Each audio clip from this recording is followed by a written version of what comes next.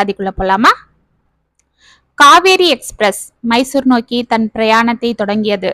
அனைவரும் அவரவர்கள் சீட்டில் வந்து அமர்ந்தனர். வண்டி லேசாக அசைந்தது. ஒரு குலுங்கல். மெதுவாக ஆரம்பித்த வேகம் நேரம் ஆக ஆக அதிகரித்தது. புவனா ஜன்னல் ஓரம் அமர்ந்திருந்தாள். அவள் பார்வை தூரத்தில் இருந்த பச்சை புல்வெளிகள் மீது படர்ந்திருந்தது. அங்கிருந்த மரங்கள் செடிகள் அனைத்தும் வேகமாக பின்னோக்கி சென்று கொண்டிருப்பதாக தெரிந்தது அவளுக்கு.